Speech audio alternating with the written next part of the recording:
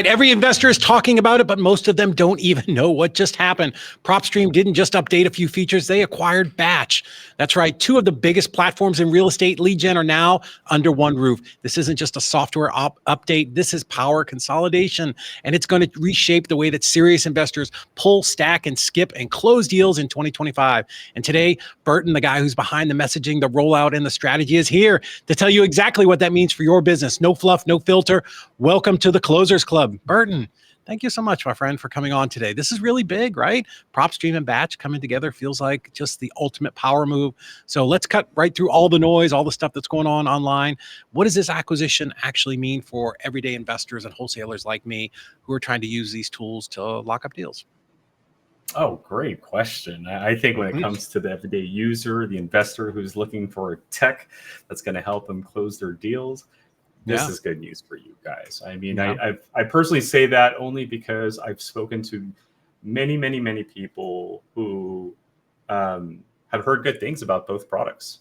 Right? Sure. Let's face it, for the longest time, you could see videos, you could see articles, people having their conversations at events about, which product was better. And to me, all that really did was create analysis paralysis for some folks. Folks who were wondering which product should I go for, right? I hear one audience saying this, another audience saying that. And unfortunately, that might have prevented someone from actually making a decision and reaching out to a homeowner and helping somebody, right? Which is ultimately what we're here for. Right. Correct me if I'm wrong. So to me, I think this is a huge power play. Whether you're on this side of the fence or that side of the fence, we're now working together to do the same thing we've always wanted to do, which is help more people.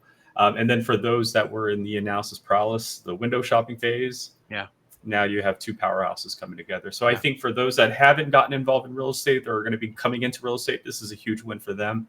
For those that were either on this side or that side of the fence, this is a huge win for you, obviously, because the technology stacks will eventually become integrated together. And I think that's really important. Like, you guys have a ton of overlap, before you merged, but there were still things that you did better on some things. And there were some things that Batch probably didn't, like they had the dialers and the batch driven and all of those types of things. So now all of that comes into one really powerful platform. And you nailed it. That's exactly what we were researching when the acquisition first kind of became a topic. We were looking at the tech stacks. We were looking at some of the voids that we had as a product, some of the voids that they had as a product, and where the integration can really become a win for our users and for, again, even us as a company. Yeah. And so, again, the obvious was the dialer. I mean, we've always had the request to have one, and we always saw the power of having one. It gets you closer to that homeowner. It proves the point that the data is really good, right? Yeah. And so with this acquisition, the roadmap now has that in play. And so I'm really excited to get that implemented when we get that implemented, because again, we're known for our data, but I always say you can't prove the data is good unless someone's calling you back. And now I see a vision where you'll be able to pull a list, get some top tier skip tracing data, because that's what we've also acquired through Batch as well. Plus, with our other layers of skip tracing data that we have, you put those two together, and now you have a dialer besides the postcards and emailing platform that we have. So to me, I think what we've done is we're just closing that gap of getting to that homeowner much faster. And I say that because when I started in 2013 with this little software right here on my shoulder, it used to take 2-3 weeks just to get a homeowner to call you back because of the postcard, unless you were knocking on their door. Right. But so the gap is closing. And I think this is essentially what this is representing. Cool. Well, let's talk about that a little bit, because that's one thing that I see a lot online is this company has great data or this company's data is crap. Like, talk a little bit about, where all that comes from, if you can, and, what makes, obviously, PropStream, I've used you guys for gazillions of skip tracing, but what makes your guys' data the best? And then, what does bringing in Batch do for what you guys have already provided for your clients? Great question. I think what people fail to realize is that in the space of data is static. Most companies have data, or they're essentially the select few repositories that anybody can go to collect data, right? No big surprise if anybody's listening, but most of the data that we have is public data. So the mortgage data, the name of the owner, transaction date, the sell amount, unless you're in a non-disclosure state. Yeah. So most of the data that we have is public data, which you could obtain through many different repositories. Just open an account and go ahead and collect that. The MLS data, that's a different story.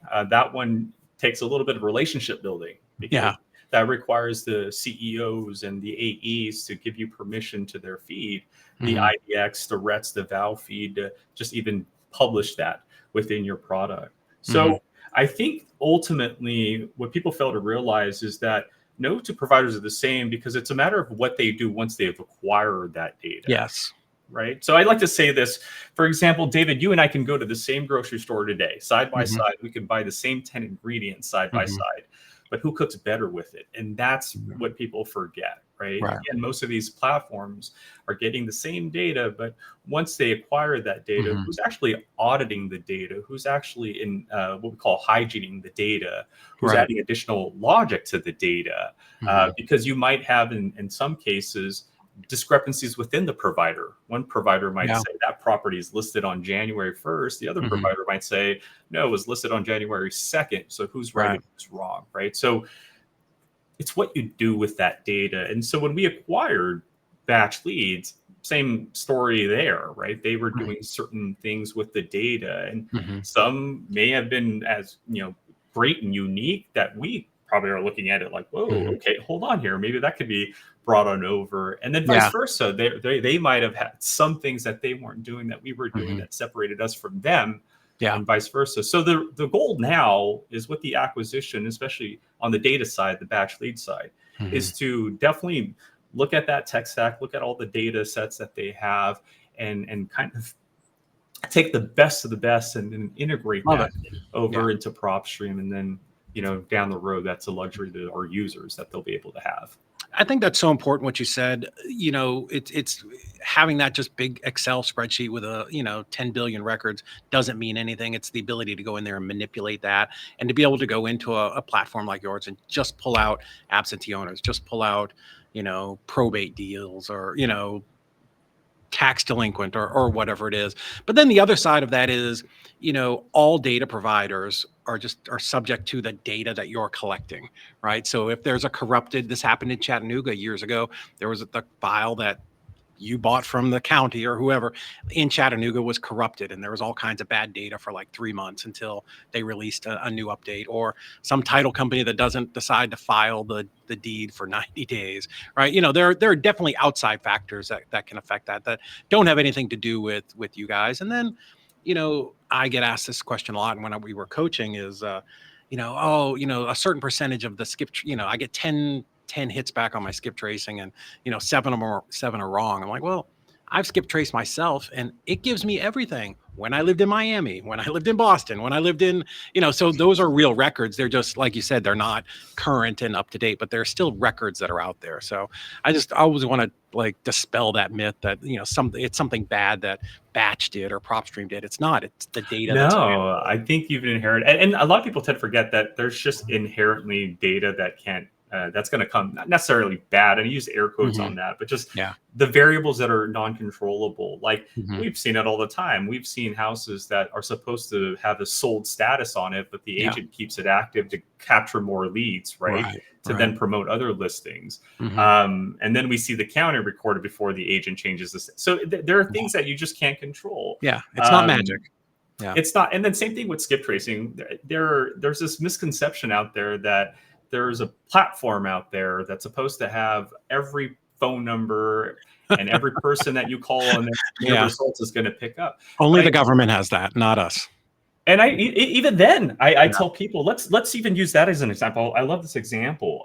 Let's say the government was where we get our skip tracing results from, right? So David, you go to them with 100 pre-foreclosure addresses, you get your 100 phone numbers. I go to them with 100 cash bot records, and I get my 100 phone numbers. And then we go back to our office, and before we pick up the phone, which list do you think has more disconnected phone numbers and people that just don't want to talk to anybody because they think they're credit buyers? You think it's the cash buyers list or the pre-foreclosure list? So it's the same provider, different results, because you got two different categories. And people Yeah. forget that. People expect, oh, if I skip trace a list of 10 pre-foreclosures and I get 10 phone numbers, those phone numbers better pick up. Otherwise, your product sucks. Yeah. That's an unrealistic expectation. You're trying to, you're trying to, these are phone numbers that are behind financially challenged homeowners. So if they're not paying their mortgages, hence they're in pre-foreclosure, they're probably not paying credit card bills, phone bills, car bills. Yeah. You're just another creditor. So if they do have their phone still active, they're not going to pick up for you, you know? So people forget that, again, the story all starts with the data. And this is why it's such a pet peeve for me and the company to make sure that we stay on top with our data, because it feeds everything down the pipeline. Yeah, I think that that's so important. I remember when I was dealing with my tenants directly, I can't tell you how many times they would, in the course of a year, a tenant would change phone numbers. Like, it's just, it's absolutely mind-boggling. And yeah, I mean, you're right. There are definitely people who do not want to pick up the phone. I've gotten so many, offers for loans at this point that I don't want to pick up my phone anymore either.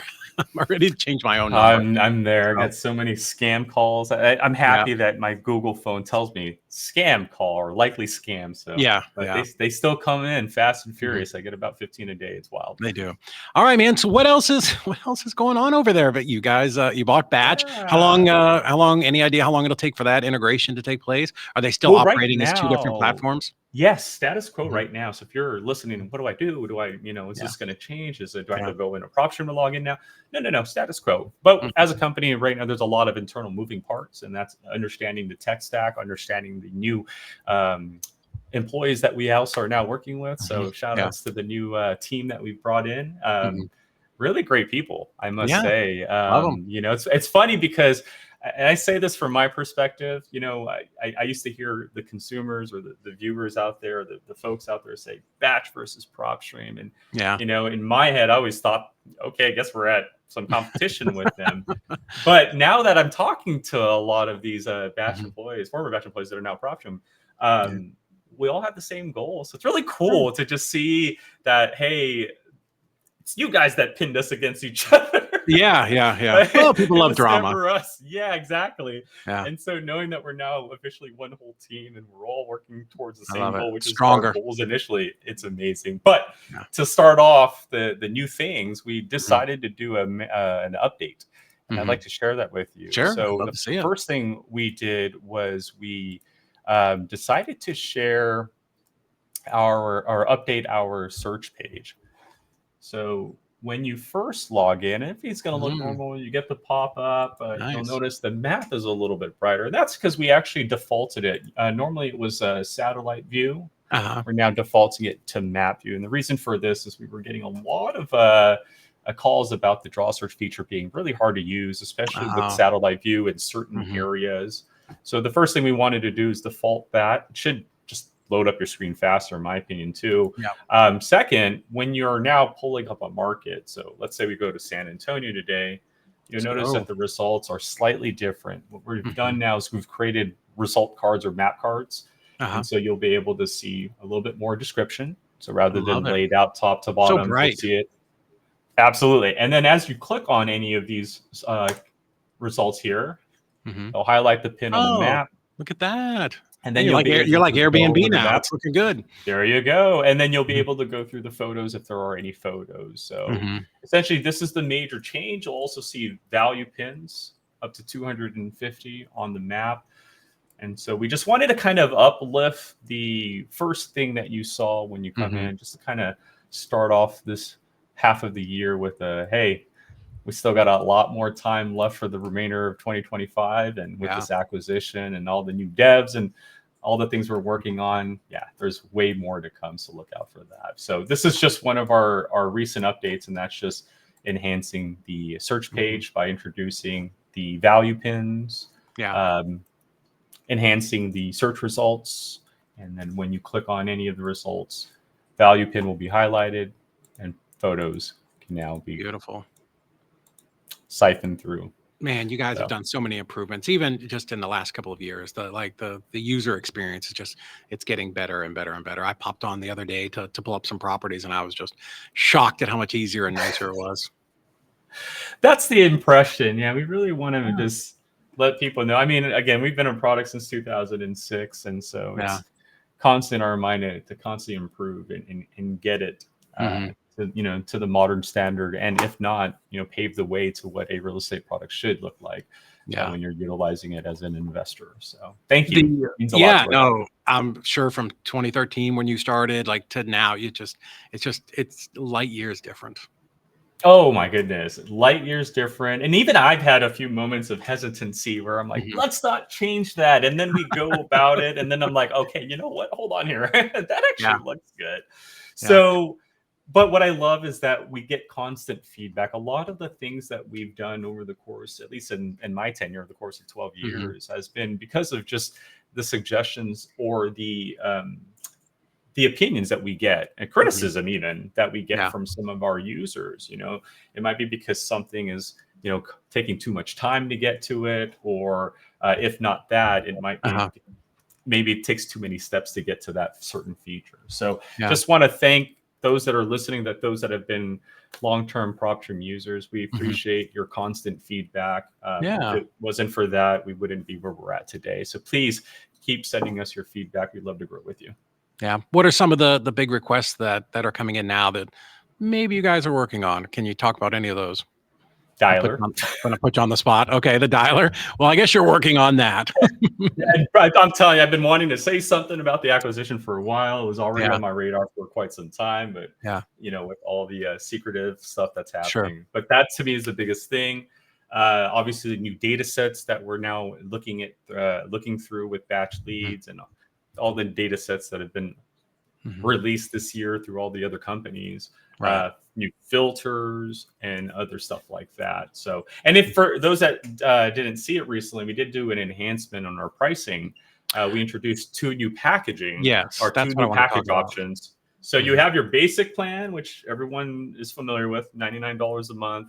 The only difference with that plan is we increased your monthly limit. Previously, it was $10,000 a month. Right. We decided, you know what, you guys are marketing a lot more this time around, so we increased it to $25,000 every single month. So base plan still the same price, just more records now. You literally get an increase of 150%, and then the Pro plan, the $199. The Pro plan includes 50,000 leads, lead automator. Those that don't know, that lets you automate your leads, import outside data to get our data, and then free skip tracing. That's the big money saver. So you could skip trace up to 50,000 leads with that. I think that's really, really huge. Again, I remember back in the day when skip tracing was 14, 17 cents a piece. And now you guys are going to do 50,000. Or is it 50,000 for that price? Every month. Every month. Yeah, $199 a month. And that gives you 50,000 skip tracing every month. Yeah. Do the math. I mean, that $199. Just the skip tracing alone will save you a lot of money. I had somebody message me on Facebook the other day asking who's the, who would I recommend for skip tracing? I'm like, just go to PropStream. Like there's a plan now for that. It's all included there. There's no place else to go. Just stay there. stay within the best system that's out there, and the people with access to the best data that there is, that's constantly updated. Because I don't think, some people, and I hate to keep coming back to skip tracing, but there are other companies out there that will do this really stupid cheap skip tracing, but they buy data once a year. So you could be buying stuff that's a year outdated, and and then you're really beating your head wondering why you get 1 out of 10 numbers to work, and you're just wasting your time and your just resources. Absolutely. And again, our skip tracing was amazing to begin with, but we've also heard many good things about batch skip tracing. And there you have it, ladies and gentlemen.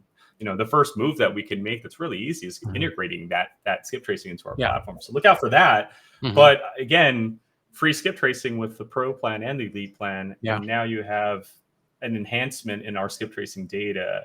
Then you have the dialer coming in the future. So kind of paint that picture on your own, guys. You can see that roadmap that we're trying to build. So where do you see, and this kind of is a final question, where do you see AI going with all of this data, and with a platform like PropStream? Where do you guys see that integrating into what you're doing? We've already integrated AI through our estimated values. We have an AVM model that utilizes AI. We have PropStream Intelligence, which takes a look at MLS photos and gives it a condition grade, and then users like you can filter it. We have the foreclosure factor that looks at pre-foreclosure, foreclosure data. and then gives you the probability of an address with the similarity, right? So like, hey, this address is similar to this house in foreclosure. Maybe you might want to call that homeowner. Awesome. In terms of like my personal thought, I think AI can be used in many ways when it comes to the tech space. I think right now it's heavily used more for the outbound side in terms of like use AI for marketing, right? So let's use AI to dial and talk to the homeowner on your behalf. Let's use AI to create this template, a postcard, an email, or a website on your behalf. So what I personally see is that AI is being heavily used on that.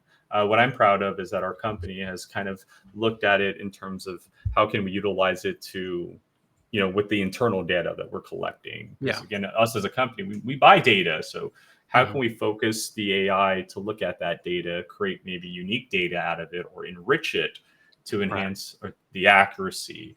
So when users pull lists, and we can't guarantee perfect, but we're closing that gap, and that's really the ultimate goal. So to me, AI can be used for marketing. It can be used to, enhance the data sets that you as a company are purchasing. And then there are a few in betweens, but those are kind of like niche use cases, I would say. Yeah. Awesome. Burton, my friend, thank you so much for popping on today. I know we do this every month, so I definitely want to dig more into the AI when we regroup again next month, because I think that's really amazing, and that's what people want to know about, right? Is how we can do this business and use a resource like PropStream, and then with you guys adding AI on it, how that really just turbocharges what we're trying to do. So there you go. Thank you so much for coming on, guys. Make sure that you click like, follow, do all of the things. Welcome, and I appreciate you hanging out with us here at the Closers Club. We'll talk to you soon. Talk to you soon, David. Bye.